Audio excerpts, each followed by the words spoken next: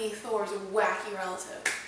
Hi Knitting Kindred, my name is Tabby and I'm here to talk about my latest FO or finished object, which is a thing. The pattern's called Burden with Glorious Purpose. It's a shawl based on the Marvel character Loki.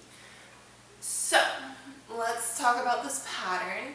I'm going to talk about the pattern and then I'm going to give some recommendations for comic books and playlists and talk about the TV show a little bit. So if you are not interested in the knitting content, you can skip around to that. I'll try to put a link, break up the sections of what I talk about. But first, let's talk about this finished object. So this is a free pattern. I believe, again, it's called Burden with Glorious Purpose. I will definitely link it below. It is a lace weight shawl with beads, and I've got it upside down.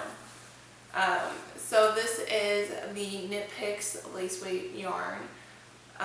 It called for 2 colors. I actually reversed the colors. In the pattern, the shawl is knit out of the black and the contrast is the green, but I wanted to do a green shawl with a black lace. So, and then it's called for yellow or gold seed beads. I think they're a size 6. Yeah, they're a size 6. So I got 2 things of gold seed beads, and I have leftovers. I thought this shawl would take all the yarn, but it didn't. I had some green left over, which I thought I wouldn't, and then I have some black left over as well, so maybe I'll be able to use that in a different project. But, so this is a charted, the beads are charted, a pattern, and so is the lace. It's actually a little smaller again. I probably, with the yarn left over, it's smaller than I was expecting. It's kind of more like a shawlette than like maybe a full-on shawl. But it is still nice, and you know, it's lace weight, so it's a little like light summery shawl. I don't know how much wear I'll get out of it, but my nerdy heart loves a good green Marvel character inspired shawl, because I also have like knit a Nikita style shawl in the past. And that was more of an intensive project. That took me quite a while, and it was very time involved.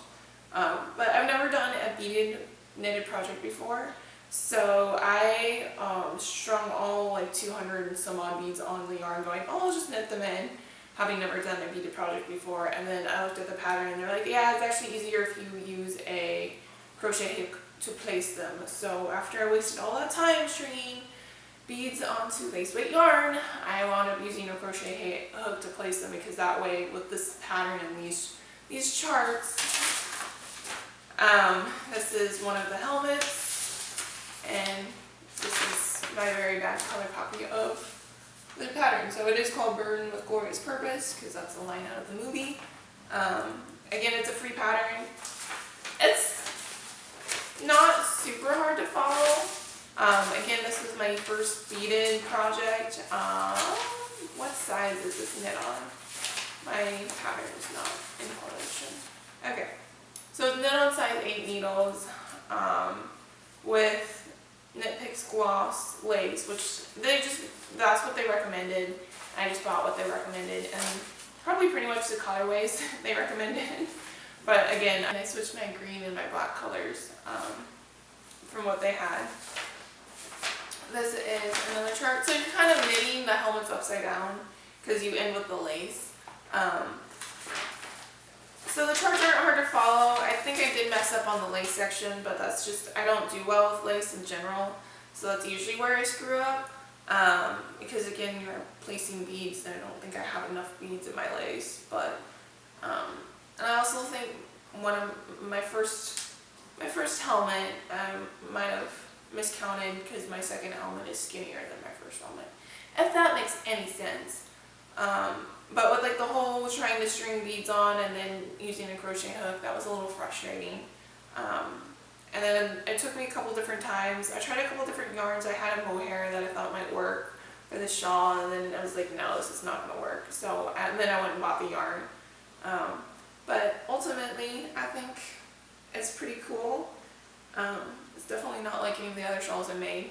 So if you want to try this pattern and you're a Loki fan, I'd recommend it. I mean, it's free, so go ahead and check it out. I will also leave some other Loki inspired patterns listed. You can make your own Miss Minutes, and I think there's like a tie that you can make and your own little plushie of Loki. So I'll link all those patterns if you want to make something Loki based or inspired and you're perhaps not into shawls. So let's actually talk about Loki comics. I am a comic book reader. I have enjoyed a couple, I think 4 different comics about Loki. So one that I have here with me is called Loki and Thor Double Trouble. This one's just kind of a fun romp. It's got fun art. It's not like too crazy of a story. I find with a lot of like Loki and Thor stories, they can get kind of overly complicated or slightly weird in the sense of like, okay, this is what happened in the past, this is what's happening in the future, and this is like where we're at, and it gets very kind of convoluted sometimes, where this one I feel is more written for maybe a slightly younger audience, and it's just a fun romp of like their brother and their adventures and how they get into trouble. So definitely not the first Loki comic I read, but I think it's a very fun one, and just like the art style is fun too, so I'd check this one out. The one that is most probably well known or popular is Loki, Agent of Asgard, which I read and enjoyed.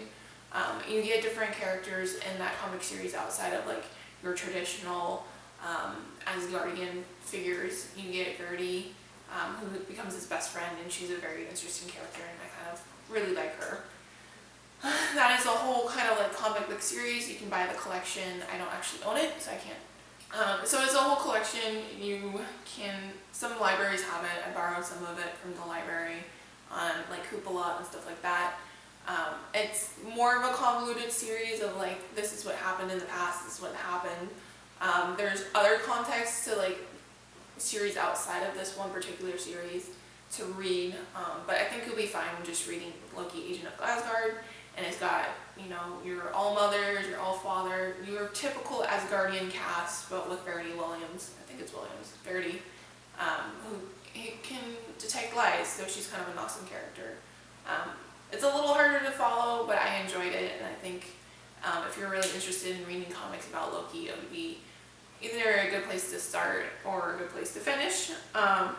Another one that I have read and kind of enjoyed, and it also ties into like the series, the movie, not the movie series, the TV series, if you're interested in like reading comics and then watching the show. I think Loki, Agent of Asgard is not really tied in that much to the show, but like Loki for President, there's that whole character that comes in a couple of the later episodes that's pretty much based off of this comic.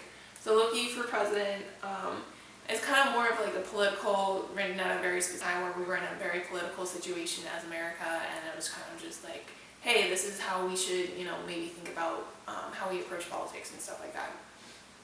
So it's just a very interesting kind of, another slightly convoluted story about Loki and his like approach. I think it's worth a read.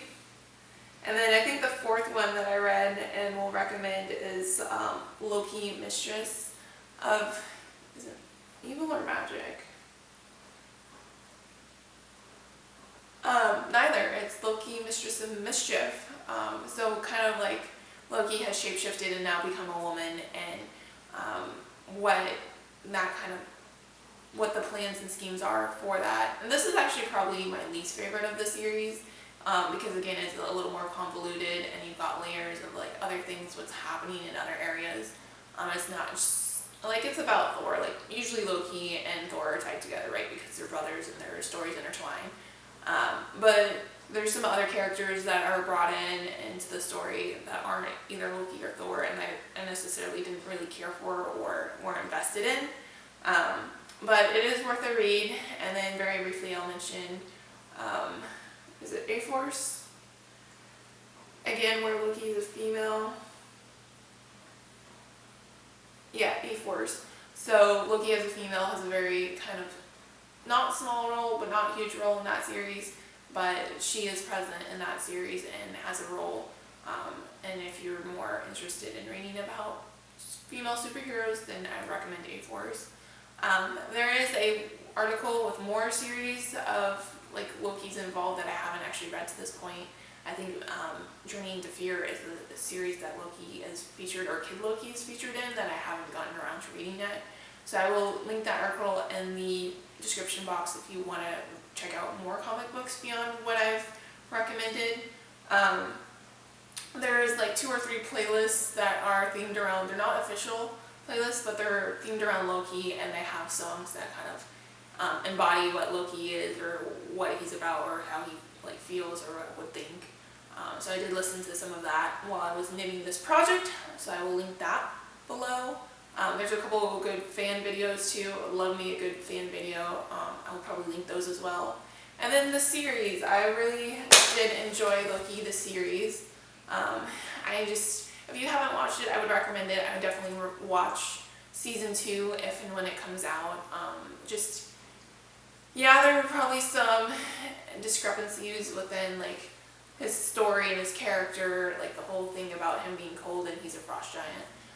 But I think it was really interesting story to delve into Loki more than, without Thor, opposed to being like in Thor's shadow, and just kind of like his journey and where he's going next. And just, yeah, his story. I enjoyed it, and I would recommend watching it. If you haven't, I won't, probably already need to give away some spoilers, but I won't delve into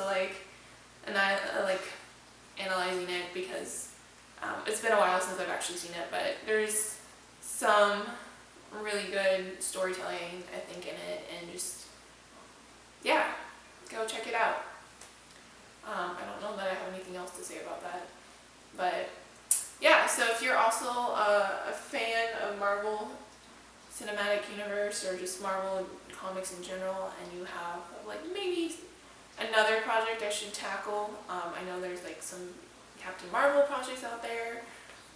There's some blanket squares that you can make up like your own superhero blanket.